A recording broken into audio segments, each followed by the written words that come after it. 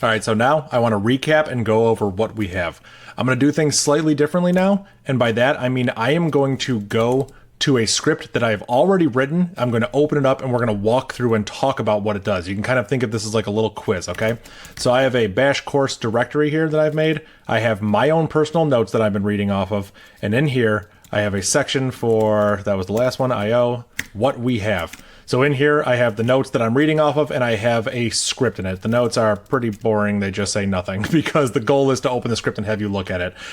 Go to the website. There will be a link to the GitHub. You can check out all this code there. So a lot of the code, like if I'm showing you scripts that have already been written, they're probably going to be there along with some other references. I'll check in code as we go. But this script, we're going to look over this together and we're going to figure out what it does. All right, so without further ado, let's go ahead and fire open Vim on 00-script. And here we go. There's a lot here. I'll give you a second to take it in. Otherwise, we are going to go through and we're going to talk about what it does here. I should have given you all the tools to basically have you equipped to know what's going on here. But yeah, let's walk through it. So you pause the video here if you want to figure it out on your own. Otherwise, I'm going to start going. There you go. First thing we do is we make a function called hello. The function called hello takes one argument and we call it s. And then we say hello $s. Very simple. You call hello and it will say hello to them. Then we create a function called goodbye. Takes another variable, calls it s, and it says goodbye $s. Okay, we have a hello function and a goodbye function. Remember, functions are like mini programs, so we will call them like they are mini programs. Cool. The next thing we do, I haven't talked about this. There's some weirdness going on here. But this is a new syntax. I will talk about this more in a future chapter. But right now it's very similar to the double square bracket opening, but there's a double paren opening. You've seen this before with the C-style for loops. This is arithmetic expression. This is for doing math expressions. And of course, it's bash. So we can say help, open parenthesis, and you can get all information about it. It will tell you that it's equivalent to let. So it's equivalent of the let command, but I prefer this double parenthesis notation, but you can do help let, and there you go. Here is everything you can run when you're inside it. There's a lot here. We can do, variable plus plus, we can do basic math operations, we can do exponents, we can do like modular division, remainder division, we can do bitwise operations. It's amazing what we can do in here. But the nice thing is, because it's math expression, we don't need to put the $sign in front of it unless it's certain variables. So in this case, we can't just put a £sign there because bash would think we're commenting it out. So we do this $sign. I haven't shown you $sign yet, but I've shown you $@, which is the array of arguments. As you can see, we use it down here. $sign is how many arguments we were given. So we check. If $sign is 0, the user has not given us any arguments. We print a warning and then we exit. A lot of things going on here. We echo name required, but what is this? What's happening here? We are redirecting it. Remember how before we have redirected it to a file like file.txt? Well, instead of redirecting it to a file, we're using the ampersand here, which means redirected to a file descriptor, and we are redirecting it to file descriptor 2.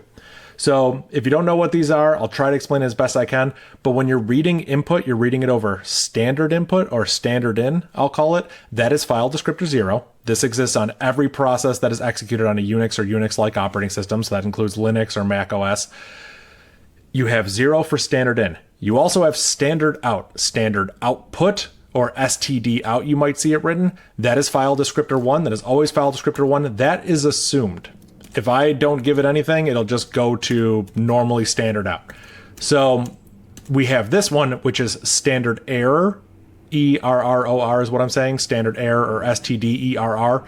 That is always file descriptor 2. By default, it goes the same place as file descriptor 1, but we manually put it there. Typically, programs will output to standard out, like whatever data you were actually asking for, and standard error is where error messages will actually go.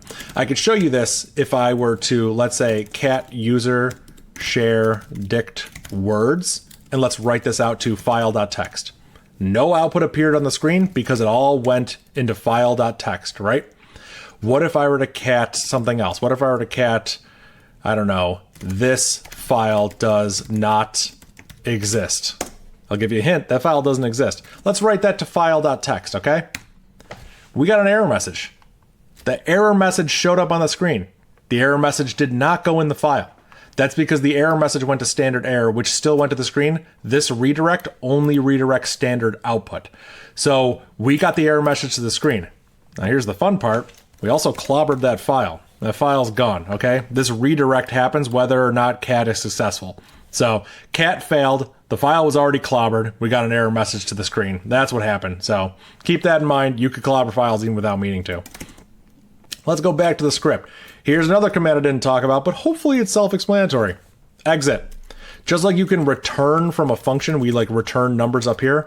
When you're in a script, when you're not inside a function, you can't use return. It is an error to put return here. It would actually be like, it would cause an error. That's not allowed. You can use exit. Exit is your way of saying, just break out of the script. Like we're done, and you can optionally give it a code. So in this one, we're exiting with code 1, which is an error. So if we were to back out right here and run this without any arguments, we will get an error message. And we will see that it exited with code 1 because that is what we put there. Okay, so here, we've seen this before. For name in $@. Again, quoted $@, that's an array version. That's a version that we can loop over of the arguments that were given to our program. The first thing we do here is if name equals D star. Now, I haven't talked about this, but I've hinted at this. This is a wildcard operation. This is valid in Bash as long as you're using this double bracket notation, and it will check that name starts with D. This is totally valid. If you were to quote this, now we're checking that it's literally the string D star. We don't want that. We want it to be wildcard, so we don't quote it. If the name begins with a D, then we say hello name. Elif, I haven't talked about this, but this is an else if the name begins with a B, then we also say hello. Hey, that's nice. We're going to say hello to D's and we're going to say hello to B's. That's cool. Otherwise, else, we say goodbye name. All right, pretty straightforward, right? Let's go ahead and run this. So if we do 00 script, Dave, Buddy, and Guy, we can see that we say hello Dave, starts with D. Hello Buddy, started with B. Goodbye Guy, started with G. Didn't quite match. So there you go. That is what the script does, and if you don't give it any arguments, it prints an error message. So yeah, I threw some new stuff in there, but got to keep you guys on your toes, and I figure one of the best ways to learn is through example. So I'll keep trying to throw some of these into the course where I actually just pull up a script and we walk through and we try to figure out what's going on.